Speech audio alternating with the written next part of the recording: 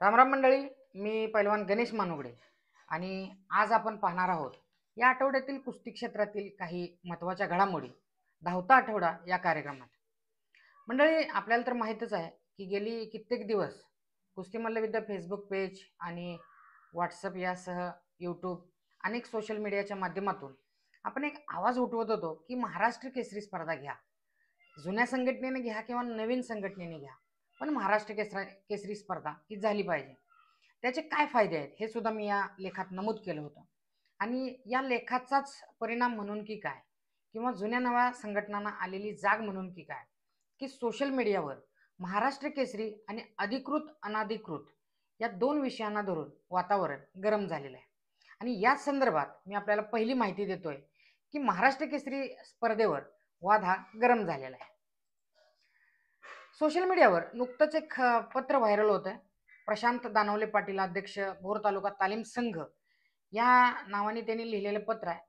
या पत्रामध्ये त्यांनी 1961 पासून ते आज तागायत महाराष्ट्र केसरी ही कुस्ती स्पर्धा कोणाच्या मालकीची आहे यासह त्या गदेचा इतिहास काय आणि बाळासाहेब लांडगे यांनी या संघटनेसाठी काय काय केलं आणि इथवर कसे आले याची विस्तृत माहिती दिलेली आहे.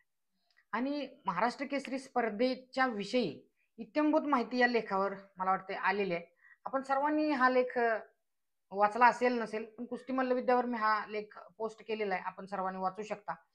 मुळात महाराष्ट्र केसरी ही स्पर्धा महाराष्ट्राच्या कुस्ती वैभवाला एक वेगळ्याच उंचीवर नेऊन ठेवलेली स्पर्धा आहे. आणि ही स्पर्धा व्हावी असे अनेक कुस्ती शौकीनांच्या मनात हा विषय होता. आणि हा विषय कुस्ती मल्लविद्यांनी आपण नेहमीच मांडतो. आणि याचाच परिणाम म्हणून काय की अशा चर्चांना सुरुवात झालेली आहे. आणि मला वाटते की येणाऱ्या काळात महाराष्ट्र केसरी 1 होईल, 2 होईल, याबद्दल मी इथं आत्ता काही सांगू शकत नाही. पण सोशल मीडियावर सध्याच्या काळात अशा बातम्यांना पूर आलेला आहे. आपण बघू शकताय की मी काही स्क्रीनशॉट तुम्हाला दाखवतो की अधिकृत महाराष्ट्र केसरी कोणाची या विषयावर आपण लेखक जे आहेत मान्य श्री प्रशांत दानवले पाटील, अध्यक्ष भोर तालुका तालीम संघ या नावाने हे पत्र आपण सोशल मीडियावर वाचू शकाल. तर अधिकृत अनाधिकृत हा वादाचा विषय जरी असला तरी महाराष्ट्र केसरी कुस्ती स्पर्धा व्हावी हा विषय तुमच्या आमच्या मनातला आहे आणि तो मला वाटते पुढे जात आहे. या संदर्भात मी दुसरी महत्त्वाची बातमी आपल्याला देतोय. ज्या बातमीचं ललित लांडगे, काकासाहेब पवार, वैभव लांडगे आणि इतर मंडळींची नावं त्या लेख खाली आहेत. अमृतमामा भोसले, भरत मेकाले वस्ताद या चौघांची नावं आपण इथं पाहू शकतात, 5 जणांची. आणि यात विस्तृतपणे सांगितलेलं आहे की महाराष्ट्र राज्य कुस्तीगीर परिषद आणि महाराष्ट्र राज्य कुस्तीगीर संघ या दोघांपैकी अधिकृत महाराष्ट्र केसरी हे नाव कुठल्या संघटनेनं वापरायचं हे या लेखमध्ये मला वाटते लेखकांनी नमूद केलेला आहे. हा लेख सुद्धा 2 दिवस सोशल मीडियावर खूप चर्चेचा विषय राहिला. अनेकांनी तो शेअर केला आणि माझ्याजवळ तो आला. मी सुद्धा वाचला, त्यातील मुद्दे काही पटले. हा लेख सुद्धा आपल्याला वाचण्यासाठी कुस्ती मल्लविद्या फेसबुक पेजवर मी उपलब्ध करून दिलेला आहे. आपण तो वाचावा. की यामध्ये महाराष्ट्र केसरी हा महाराष्ट्रातील कुस्ती क्षेत्राची गौरवशाली परंपरा आहे. पण कुस्तीगीर परिषदेचे महाराष्ट्र केसरी हे जे नाव आहे ते नेमकं कुणाचं, यासाठी समज गैरसमज कसं, त्याचबरोबर कोणत्या संघटनेला कोणती मान्यता आहे, म्हणजे भारतीय कुस्ती संघाची मान्यता केवळ असून चालत नाही, तर त्यासाठी केंद्रीय मंत्रालय म्हणजे क्रीडा व युवक सेवा संचालनालय यांच्या अधिकृत वेबसाईटवर नवीन झालेला महाराष्ट्र राज्य कुस्तीगीर संघ याला मान्यता दिसून आलेली नाही.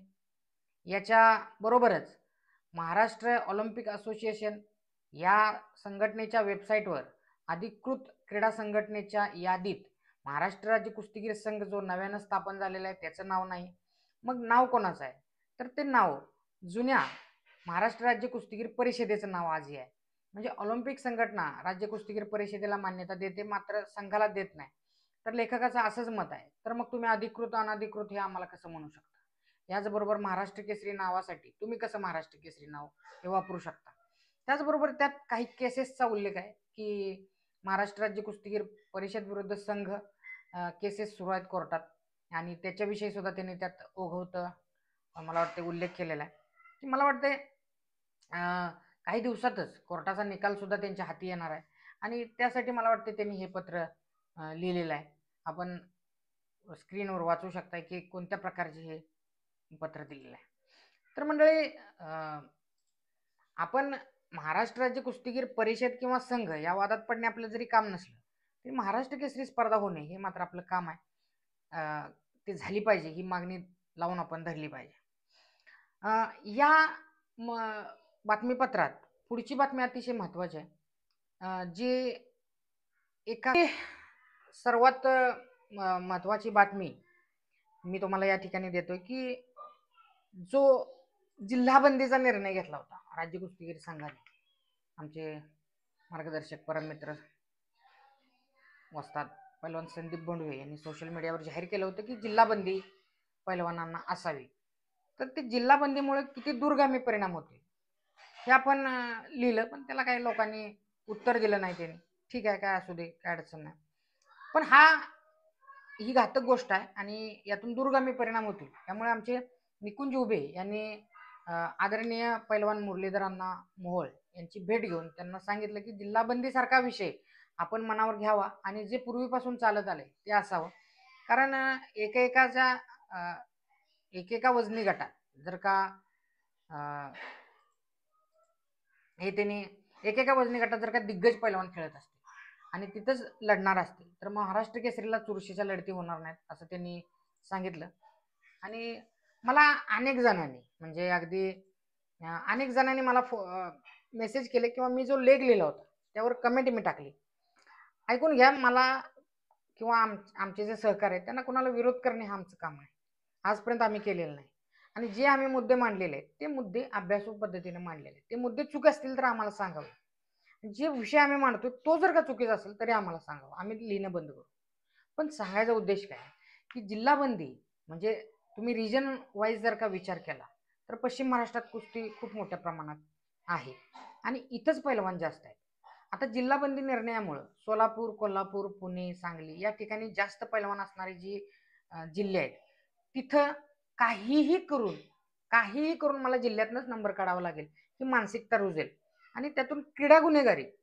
बघा, मी भविष्यातलं सांगतोय, कारण मी गेली 2 तप मी महाराष्ट्राच्या कुस्ती क्षेत्रासाठी प्रचारक प्रसारक पैलवान अनेक भूमिका निभावत आलेलो आहे.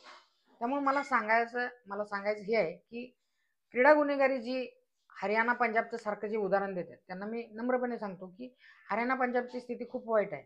आज पैलवान असतील किंवा क्रीडा क्षेत्रात काम करणारी मंडळी गुन्हेगारीकडे का वळलेली आहे तर काहीही करून मला ती करायचं आहे. पैलवान किंवा कुस्ती हे क्षेत्र तुम्हाला ठराविक वेळेतच तुम्हाला अचिव्हमेंट करावी असते. एकदा वय निघून गेलं तर तुम्हाला त्या ठिकाणी खेळता येत नसतं. त्यामुळं जिल्हाबंदींच्या या निर्णयामुळं मला वाटते अशी मानसिकता तयार होईल की डू ऑर डाय, करेंगे या मरेंगे, एकतर नंबर काढू किंवा दुसऱ्या कुठल्याही मार्गाने काही करू. तर काही जण म्हटले की जिल्ह्यातल्या पैलवानांना संधी मिळेल. मान्य आहे मंडळी, जिल्ह्यातल्या पैलवानांना संधी मिळेल, पण तुमच्या जिल्ह्यातल्या पैलवानांना इतर जे पैलवान इतर जिल्ह्याकडून समजा खेळले, पण मला वाटतंय कुठल्याही संघटनेला घटना असते आणि त्यात 36 जिल्ह्याचे 36 संघ यावे आणि कुस्तीगीर परिषद किंवा ही जी आम्ही एक संघटना चालवतो, मला माहित आहे की आपलं काम केवळ ठराविक जिल्ह्यासाठी नसलं पाहिजे, आपलं काम हे पूर्ण महाराष्ट्रासाठी असलं पाहिजे. मग जर या जिल्ह्यातनं पैलवान जर का खेळले तर जिथं कुस्ती शून्य आहे, मग विदर्भ, मराठवाडा, कोकण अशा काही ठिकाणांची काही जिल्हे आहेत, त्या रिजनमधले काही जिल्हे असे आहेत की जिथं कुस्ती फार कमी आहे, नाहीच्या बरोबर आहे. अशा जिल्ह्यांच्यात तुम्ही कुस्ती क्षेत्रासाठी काय ठराविक उपाययोजना करणार आहात? तिथे जर का पैलवानच खेळले नाही आणि घटनेप्रमाणे बरोबर आहे का? त्यामुळं कायद्यानं सुद्धा त्याला कायद्यानं सुद्धा हे कसं चूक आहे हे सुद्धा मी लिहिलेलं आहे की कोणत्या कायद्याच्या प्रमाणे या व्यक्ती स्वातंत्र्यांचं उल्लंघन होतं. न्यायमूर्तींचं मी काही दाखले सुद्धा दिलेले आहेत की प्रत्येकाला भौगोलिक कारणावरून त्याच्यावर बंदी घालू नये. तर याविषयी निकुंज उभेंनी खूप चांगलं काम केले, मी त्यांचं कौतुक करतो की स्वतः पैलवान असणारे मुरलीधरांना मोहोळ हे आता केंद्रीय मंत्री आहेत, त्यांच्या कानावर ही बातमी घातली आणि अण्णांनी सुद्धा सकारात्मक प्रतिसाद दिलाय असं मी ऐकलेलं आहे. तर मंडळी, ही 4थी बातमी आपल्याला दिली आणि शेवटची बातमी मी तुम्हाला देतो की कुस्ती मल्लविद्येचं चॅटबॉट आपण सुरू केलेलं आहे. चॅटबॉट ह्याचा अर्थ असा की तुम्ही काही प्रश्न विचारायचा त्याचं आपोआप तुम्हाला उत्तर मिळणार. तर हे चॅटबॉट आपण तयार केलेलं आहे आणि 9511802074 स्क्रीनवर तुम्हाला नंबर दिसतोय. या नंबरवर तुम्ही मराठीत, हिंदीत, इंग्लिशमध्ये किंवा भारतातल्या कुठल्याही भाषेत किंवा जगभरातल्या कोणत्याही भाषेत प्रश्न विचारा. तुम्हाला त्याचं उत्तर आपोआप मिळून जाईल. आता याच्यावर काम सुरू आहे. जसं की वैयक्तिक माहितींचं संकलन आम्ही केलेलं नाही, की वैयक्तिक माहिती पैलवानांची अजून आम्ही अपडेट केलेली नाही. ते हळूहळू आम्ही अपडेट करू. तुमच्याकडची काही माहिती असेल ते आम्हाला कळवा. पण एकंदरीत अनेक पैलवानांशी संवाद साधणं या गोष्टीमुळे शक्य होणार आहे. की अनेक पैलवान मेसेज करतात, पण व्यस्त दिनचर्येमुळे मला त्यांना उत्तर देता येत नाही. तर या चॅटबॉटमुळं किंवा कुस्ती मल्लविद्या व्हॉट्सअप सुविधेमुळं प्रत्येक म्हणजे अगदी तुम्ही तालीम कशी बांधायची असेल, NIS कुस्ती कोर्स कसे व्हायचे असेल किंवा कुस्ती मैदान कसं घ्यायचं असेल, इथपासून ते तुमची शारीरिक फिटनेस कसं ठेवावं इथपर्यंत इत्यंभूत माहिती तुम्हाला तिथे मिळेल. पण तुम्ही प्रश्न व्यवस्थित विचारावा असं मला वाटतं आणि तो विचारल्यानंतर तुम्हाला ही माहिती मिळेल. तर मंडळी, ही होती कुस्ती क्षेत्रातील काही ठराविक विषयांना घेऊन दिलेला धावता आठवडा आपण पाहिलेला आहे.